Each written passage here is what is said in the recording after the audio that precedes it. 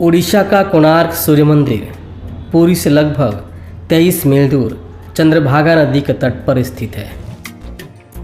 यह भारत के प्रसिद्ध स्थलों में से एक है।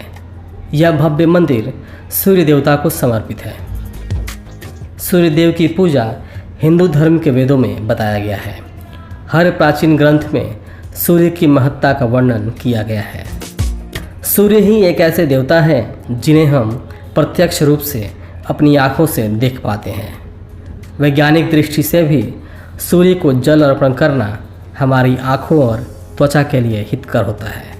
कहा जाता है कि सूर्य भगवान की पूजा करने से हमारे शरीर में सकारात्मक ऊर्जा का संचार होता है। कोणार्क सूर्य मंदिर का निर्माण गंग वंश के महान शासक राजा नरसिंह देव प्रथम ने 13वीं शताब्दी में करवाया था। यह मंदिर अपने विशिष्ट आकार और शिल्पकला के लिए दुनिया भर में जाना जाता है। मान्यताओं के अनुसार सूर्य देवता के रथ में 12 जोड़ी पहिए हैं और रथ को खींचने के लिए उसमें 7 घोड़े जुते हुए हैं। सूर्य देवता के रथ के आकार में बने कोणार्क के इस मंदिर में भी पत्थर के पहिए और घोड़े हैं। साथ ही इन पर नक्काशियाँ भी की गई हैं। इस मंदिर की भव्यता के कारण ये देश के सबसे बड़े 10 मंदिरों में गिना जाता है। यह मंदिर भारत की प्राचीन धरोहरों में से एक है, जिसकी कलात्मकता एवं वास्तु की भव्यता देखते ही बनती है। 1243 से 1255 ईस्वी के दौरान 1200 कारीगरों की मदद से इस मंदिर का निर्माण कराया गया था। चूँकि गंग वंश के शासक सूर्यदेव की पूजा करते थे, इसलिए कलिंग शैली में निर्मित इस मंदिर में सूर्य देवता रथ के रूप में विराजमान है।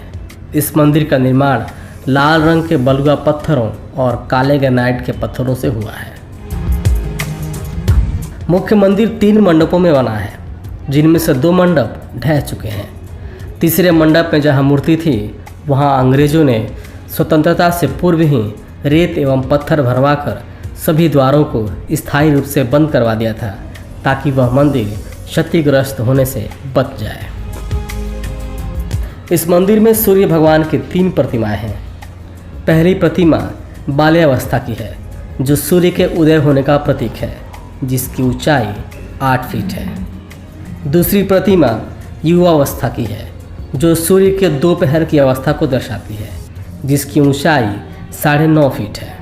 और तीसरी प्रतिमा सूर्य के अस्त होने की है, जिसकी ऊंचाई 3.5 फीट है। मंदिर सूर्यदेव की भव्य यात्रा को दर्शाता है। इसके प्रवेश द्वार पर ही नट मंदिर है।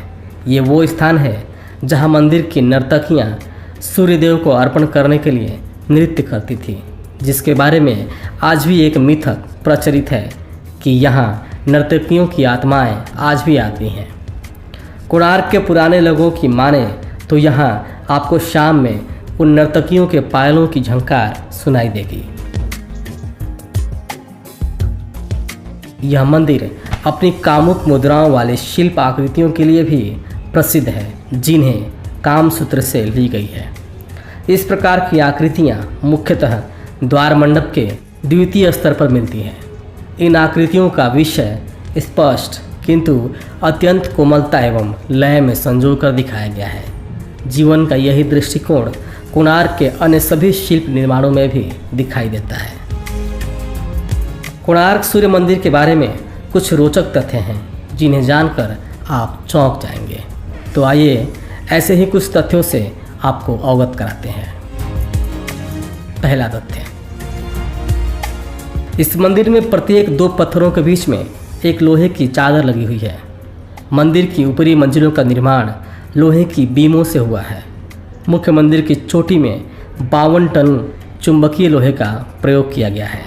माना जाता है कि मंदिर का पूरा ढांचा इसी चुंबक की वजह से समुद्र की गतिविधियों को सहन कर पाता है और इसी मैग्नेट के कारण मूर्ति हवा में तैरती हुई दिखाई पड़ती है। दूसरा तथ्य,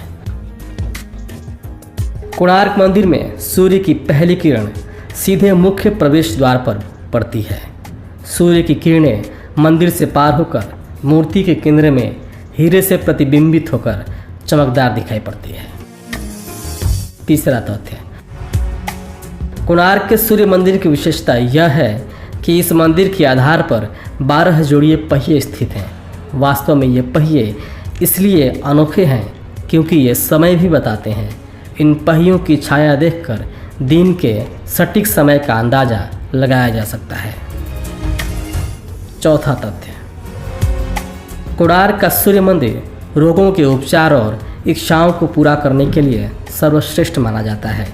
यह उड़ीसा के 5 धार्मिक स्थलों में से एक माना जाता है, जबकि अन्य 4 स्थल पुरी, भुवनेश्वर, महाविनायक और जाजपुर है।